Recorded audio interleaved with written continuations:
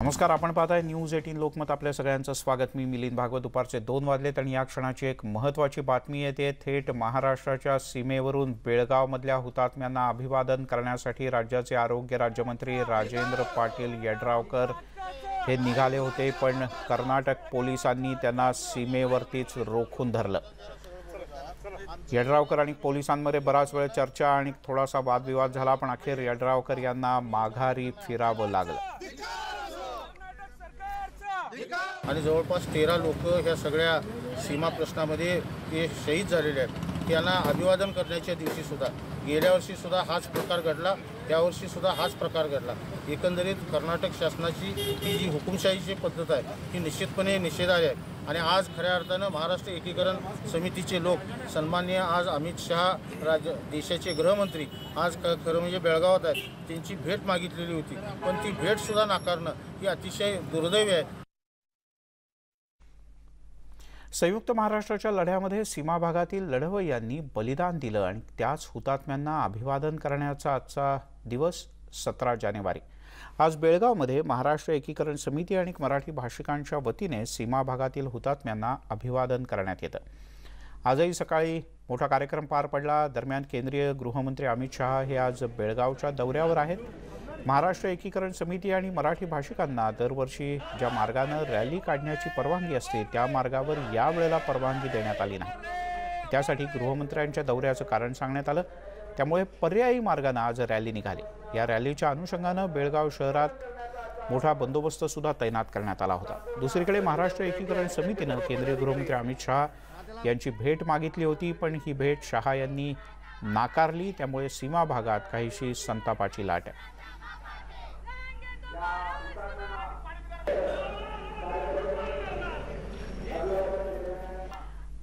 बेळगावमध्ये हुतात्मा दिन पाळला जात असतानाच केंद्रीय गृहमंत्री अमित शहा इथे दौऱ्यावर आहेत. त्यांच्या या दौऱ्यात महाराष्ट्र एकीकरण समिती सदस्यांना भेट नाकारण्यात आली. त्यामुळे समितीतल्या सदस्यांनी नाराजी व्यक्त केली. गारानं तुम्ही मांडणार होतं, पण परवानगी देण्यात आली नाही. नेमकं तुम्हाला काय सांगण्यात आलं? मुळात या सरकारकडून आता अपेक्षा ठेवायच्या की नाही हा मला प्रश्न पडला आहे. हे सरकार देशाचं नसून एका पक्षाचं आहे अशी आम्हाला भावना आता वाटू लागले. कारण गेल्या 15 दिवसापासून आमच्या नेत्यांनी त्यांची भेट मागितली होती. ती भेट काही कुठल्या वादविवादासाठी नव्हती, तर जे देशातली एक बहुप्रलंबित लढा आहे तो कुठेतरी संपुष्टात यावा आणि या देशाच्या जनतेला जी 64 वर्षापासून न्यायाच्या अपेक्षित आहे त्यांना कुठेतरी न्याय मिळावा यासाठी होता. पण त्यांना खरोखर या देशातल्या जनतेची कुठेतरी या देशातल्या जनतेच्या भावनांची काळजी आहे की नाही हा प्रश्न या माध्यमातून आम्हाला करावासा वाटतो. मग आता दौरा त्यांचा होतोय, तुम्हाला काय नोटिसा वगैरे दिल्यात का कर्नाटक पोलिसांनी, बेळगाव पोलिसांनी, किंवा मार्ग पण बदलण्यात आला होता रॅलीचा? आजचा मार्ग बदलण्यात आला नाही तर त्यांनी रॅली आमची रद्दच केली आहे. 3 लाख ते 4 लाख लोकांची अपेक्षा असणाऱ्या ठिकाणी कोरोनाचा प्रादुर्भाव होत नाही आणि जिथं 300 लोक प्रातिनिधिक स्वरूपात हुतात्म्यांना अभिवादन करतात त्या ठिकाणी कोरोना होतोय.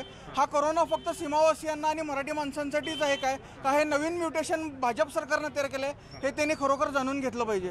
सर, अमित शहांनी भेट नाकारलेली आहे. अमित शहांच्या भेटीसंदर्भात मध्यवर्ती महाराष्ट्र एकीकरण समितीनं सीमा प्रश्नासंदर्भात काही चर्चा करण्यासाठी आम्हाला वेळ द्यावा अशा प्रकारचं पत्र 8 दिवसापूर्वीच गृहमंत्र्यांच्या कार्यालयामध्ये पाठवलेलं आहे, जिल्हाधिकाऱ्यांकडे पाठवलेलं आहे, इथल्या पोलीस अधिकाऱ्यांकडे पाठवलेलं आहे. पण हे दुर्दैव आहे की त्यांचा कार्यक्रम आधीच ठरलेला असल्यामुळे तुम्हाला ही भेट काय आम्ही देऊ शकणार नाही अशा प्रकारचं एक पत्र इथल्या प्रशासनानं महाराष्ट्र एकीकरण समितीला पाठवलेलं आहे. महाराष्ट्राच्या संबंध BJPच्या नेते मंडळींनी ही गोष्ट लक्षात ठेवली पाहिजे. यामध्ये चंद्रकांत पाटील, देवेंद्र फडणवीस यांच्याशी तुम्ही काय संपर्क केला? आणि महाराष्ट्र एकीकरण समितीच्या वतीनं महाराष्ट्राचे BJPचे अध्यक्ष चंद्रकांत पाटील यांना फोन केला होता. त्यांनी आम्हाला सांगितलं होतं की तुम्हाला ते भेट देणार आहेत म्हणून सुद्धा, परंतु दुर्दैवानं ही भेट मिळालेली नाही हे त्यांनी ध्यानात घ्यावं. आणि महाराष्ट्र सरकार इथला BJPचा जो नेता असतो तो इथल्या कानडी माणसाच्या बाजूनं बोलतो, पण महाराष्ट्रातले BJPचे नेते मात्र मूग गिळून गप्प बसतात. ही अत्यंत दुर्दैवाची गोष्ट आहे. संदीप राजगोळकर, न्यूज 18 लोकमत, बेळगाव. आणि आता एक जबरदस्त बातमी, संताप आणि चीड आणणारी बातमी आहे नाशिकमधून. नाशिकच्या इगतपुरी भागामध्ये जन्मदात्या पित्यानं 2 मुलांना अमानुष पद्धतीनं मारहाण केली. आईच्या निधनानंतर पोरक्या झालेल्या मुलांचा पित्याकडून वारंवार छळ होत असल्याचं आता समोर आलंय. राहुल मोर हा रेल्वे विभागात कामाला असून तो आपल्याच मुलांचा छळ करत असल्याचं आता स्पष्ट झालंय. हे दृश्य तुम्हाला विचलित करू शकतात, पण ते वास्तव आहे. इगतपुरी पोलीस स्थानकात या वैरी वडिलांच्या विरोधात आता गुन्हा दाखल करण्यात आलाय, पण अजूनही त्यांना अटक झालेली नाही.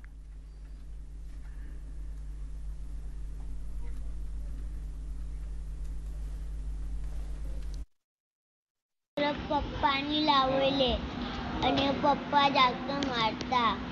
केमकीचं असं मी होता म्हणलं तर आणि दीदीने तो आणि दीदी भावला तो काहीच येत नाही आम्ही तरी आम्हाला मारतात. सगळ्यांचे राग आमच्यावर काढतात. पप्पा आणि मम्मी झाडून मारती दीदीला आणि मला आणि पप्पा कसं पण मारता. ती स्टीलची पट्टी घेता नाही तर कामाचा बॅल घेता नाही तर लाकडी नाही तर कामाचं ते लाकडी घेता. आम्हाला परवा दुपारात 2 वाजता इगतपुरी पोलिसांनी फोन आला होता का ते तुमच्या भाषणाला तुमच्या पाहुण्यांनी खूप मारलेले आहे, त्यांना सुजावून टाकले, तर तुम्ही येऊन त्यांना घेऊन जा, नाहीतर तो माणूस त्यांना मारून टाकेल तसा आहे. आम्ही लगेच त्याच दिवशी रात्री 8:30 वाजता लगेच निघालो. आम्ही सकाळी 4 वाजता नाशिकला आलो. नाशिकवरून इगतपुरीला गेलो. इगतपुरी पोलीस स्टेशनला गेलो. मग तिथून पोलीसवाल्यांनी त्यांना फोन केला राहुल मोरे यांना का तुम्ही मुलांना घेऊन पोलीस स्टेशनला या. मग ते आले. तेव्हा आम्हाला माहीत पडलं का हे पोराला एवढं मारलेले आहे त्यांनी. आणि लक्ष्मण गाठोळ आपले प्रतिनिधी आपल्यासोबत आहेत. लक्ष्मण, या नराधम बापाला पोलिसांनी बेड्यात ठोकल्या का नाही अजून? मिलिंद, या दोनही आरोपींना पोलिसांनी अटक केलेली आहे. धक्कादायक म्हणजे या घटनेमध्ये जो लहान मुलगा आहे त्याची प्रकृती सुरुवातीला चिंताजनक होती, मात्र आता डॉक्टरांनी त्याची प्रकृतीमध्ये सुधारणा झाल्याचं सांगितलं आहे. जी लहानगी मुलगी आहे ती देखील तिच्याही प्रकृतीमध्ये सुधारणा झालेली आहे.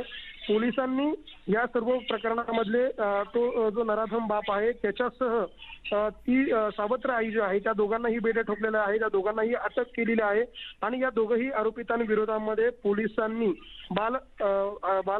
बालकांवरील अत्याचार या कायद्याअंतर्गत गुन्हा देखील दाखल केलेला आहे आणि आता या दोनही मुलांवरती नाशिकच्या जिल्हा रुग्णालयामध्ये उपचार केले जात आहे. हे दोनही मुलं नाशिकच्या जिल्हा रुग्णालयात उपचार घेतात.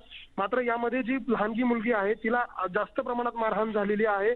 त्यामुळे तिला श्वास घेण्याला त्रास होतोय किंवा इतर ज्या गोष्टी आहेत त्यामध्ये तिला अधिक त्रास होतोय. त्यामुळे तिच्यावर पुढची 1 किंवा 2 दिवस नाशिकच्या जिल्हा रुग्णालयात उपचार केले जाणार आहे. तर दुसरा मुलगा जो आहे या पीडित त्याची प्रकृती स्थिर आहे आणि त्याचे इतर नातेवाईक जे आहेत ते या ठिकाणी दाखल झाले. लक्ष्मण, तूर्तास धन्यवाद या माहिती. लक्ष्मण, माझा आवाज पोहोचतोय तुझ्यापर्यंत?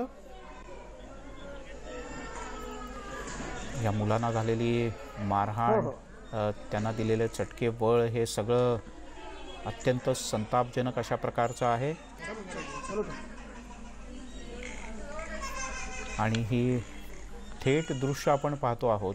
लक्ष्मण, या नराधम बापाचा या मुलांवर काय एवढा राग होता? काय म्हणणं आहे या मुलांचं?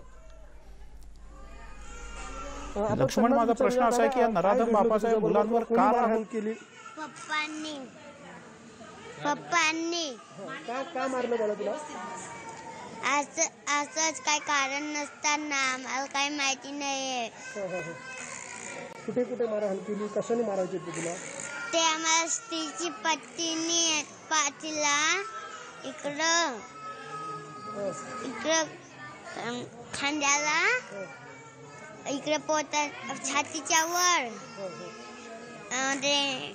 पायांना, मांडीला, कानाच्या खाली आणि डोक्याला. बरोबर.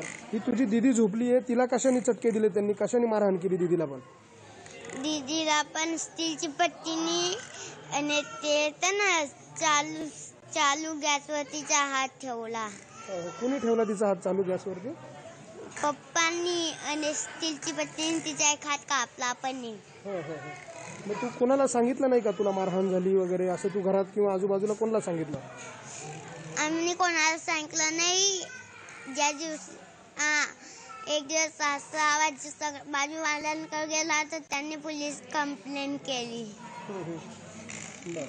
तुला जे मारहाण करायचे किती दिवसापासून मारत होते असं? ज्या दिवशी आम्ही आलतो ना ज्या दिवसपासून त्या दिवसपासून. मिलिंद, बघतोय आपण अतिशय संतापजनक आहे कशा प्रकारे त्यांना मारहाण झाली आहे हे सांगण्यासाठी ही लहानगी मुलगी या बेडवरती झोपलेली आहे. तिला श्वास घ्यायला आता देखील त्रास होतो हे देखील आपल्याला दृश्यांमध्ये दिसू शकतं. त्याचबरोबर तिच्या डोळ्याच्या बाजूला मोठ्या प्रमाणात इजा झालेली आहे. अंगावरती चटके देण्यात आलेले आहे. अमानुष पद्धतीनं, याला अमानुषच हाच एक शब्द आहे, अशाच पद्धतीनं ह्या बालकांना मारहाण झालेली आहे. त्यांचे नातेवाईक देखील आपल्यासोबत आहे. दादा, काय घडलं होतं नेमकं आणि कोण ही सगळं प्रकरण कशामुळे होते, काय नक्की घडलंय?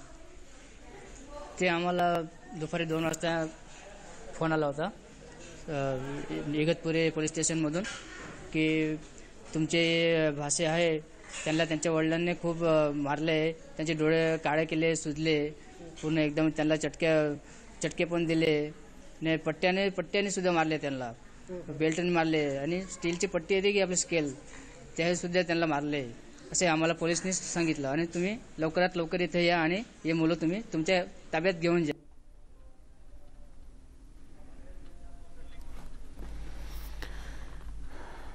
लक्ष्मण घाटोळ आपले प्रतिनिधी हा सगळा प्रसंग सांगतायत की काय नेमकं इथे झालं होतं आणि मुलांना आईच्या मृत्यूनंतर वडिलांकडून अशा प्रकारे बेदम मारहाण केली जात होती, चटके दिले जात होते, अमानुष छळ केला जात होता.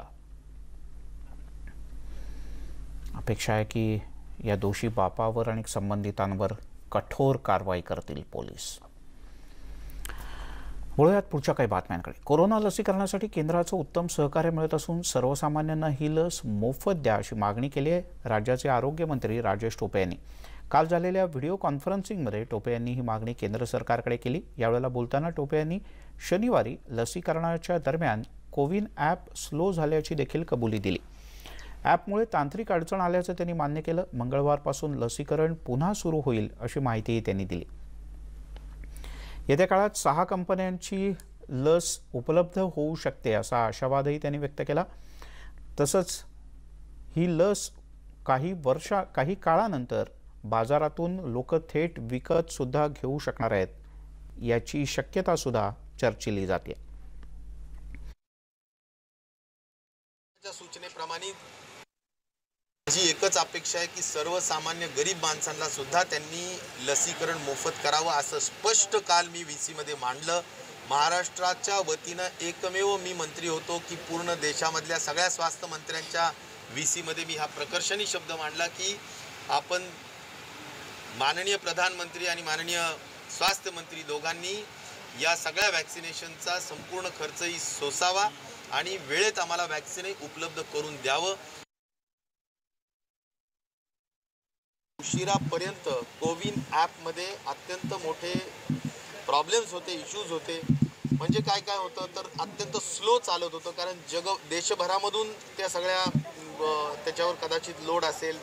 त्यानंतर दुसरा प्रॉब्लेम असा होता की जे स्टेप बाय स्टेप ते ओपन जे झालं पाहिजे सेशन ओपन होत नव्हतं आणि या सगळ्याच एकंदर कारणाने मग आम्हाला हे वर सांगावं लागलं की आम्हाला ऑनलाईन चालणार नाही, ऑफलाईनला परवानगी द्या. ती परवानगी येता सुद्धा उशीर झाला आणि म्हणून ऑफलाईनची परवानगी मिळाल्यानंतर आपण सगळं ते ऑफलाईन केलेलं आहे ते आता परत अपलोड करावं लागेल.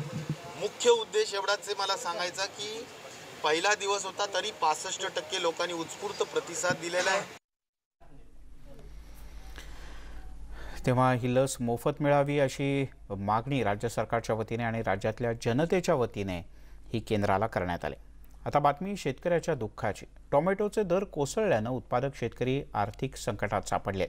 अहमदनगर जिल्ह्यातील संगमनेर आणि अकोले तालुक्यात मोठ्या प्रमाणात शेतकरी टोमॅटोचं उत्पादन घेत असतात. एकरी 1 ते 1.5 लाख रुपये खर्च करून तयार झालेल्या टोमॅटोला 2 रुपये किलोचा कवडीमोल भाव मिळत असल्यानं अनेक शेतकऱ्यांनी टोमॅटोवर अक्षरशः नांगर फिरवला. खंदरमाळ इथल्या रामनाथ कसबे या शेतकऱ्यानं टोमॅटो तोडून चक्क मेंढ्यांना खाण्यासाठी टाकले.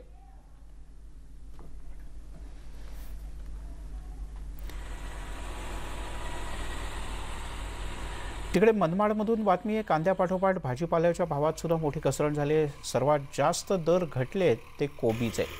कोबीच्या मोठ्या गड्ड्याला 2 ते 3 रुपयांचा मातीमोल भाव मिळतोय, त्यामुळे पिकाचा खर्च देखील निघणं शक्यच नाही. तसंच वाहतुकीच्या खर्चाचा विचार करणंही दूर, त्यामुळे शेतकरी मेटाकुटीला आलाय. चांदवडच्या दरेगाव इथे लखन देवरे या शेतकऱ्यानं 1 एकरावरच्या कोबीच्या पिकावर चक्क ट्रॅक्टर फिरवला.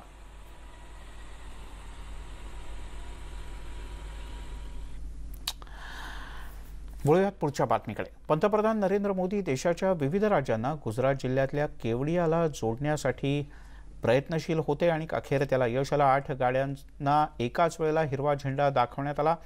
या गाड्या स्टॅच्यू ऑफ युनिटी परिसरात ला जोडण्यात आल्या आहेत. या कार्यक्रमात व्हिडिओ कॉन्फरन्सिंगच्या माध्यमातून गुजरातचे मुख्यमंत्री विजय रुपाणी, रेल्वे मंत्री पियुष गोयल, महाराष्ट्राचे मुख्यमंत्री उद्धव ठाकरे यांच्यासह अन्य काही राज्यांचे नेते हे सहभागी झाले होते. केवडिया रेल्वे स्थानकापासून स्टॅच्यू ऑफ लिबर्टी हे अगदी स्टॅच्यू ऑफ युनिटी अगदी जवळ आहे आणि संपूर्ण देशभरातून नागरिक आता थेट इथे भेट देऊ शकतात. यासाठी देशातल्या 8 ठिकाणाहून रेल्वेच्या माध्यमातून केवडिया जोडलं गेलं.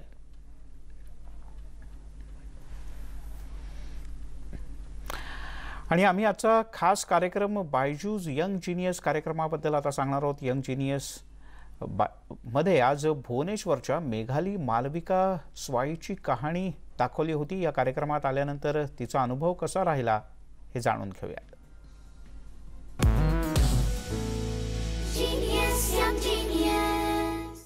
बायजूस यंग जीनियस का ये सफर है जहां हम आपको मिला रहे हैं देश भर से कुछ ऐसे यंग जीनियसेस जिनकी उम्र तो छोटी है पर कारनामे पड़े. अब हमारे साथ जुड़ रही हैं भुवनेश्वर की मेघाली मालविका स्वाइन. मेघाली, नमस्ते. नमस्कार. कैसा लगा आपको बायजूस यंग जीनियस में आकर? मैं जानना चाहता हूँ. मैं आनंद बोल रहा हूँ. बायजूस यंग जीनियस पे आके मेरे को बहुत अच्छा लगा. स्टार्टिंग में I was a bit nervous, लेकिन I got to know that there's no reason to be worried because like everything is going good and like the conversation, the quiz, everything was going perfect. Do you feel a lot of attention on you now that you're there on Baijus Young Genius and people are getting to know you a little more, or are you just going to say अच्छा ये सब तो होता रहेगा, I'm going to focus on my ability? जब मैं 7-8 साल की थी तब whenever there used to be some attention or if I was in TV तो तब I did not really used to think about it so much, but now that since I'm 14 I kind of get a bit conscious about the attention, but then again it is really appreciative. All the responses are appreciative. Great Meghali, wonderful talking to you. Thank you so much. It was an honor to be there.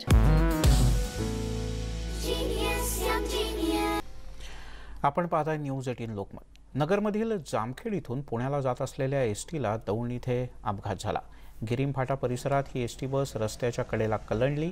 सुदैवानं रस्त्याच्या कडेला एक खांब होता. ST पूर्णपणे कलंडली नाही, त्यामुळे कोणतीही जीवितहानी झाली नाही. एसटीमधून 70 प्रवासी प्रवास करत होते. या सगळ्यांना सुखरूपपणे बाहेर काढण्यात आलं. या बुलेटिनमध्ये इथेच थांबूया. ताज्या बातम्यांचा ओघ न्यूज 18 लोकमतवर सुरूच राहील.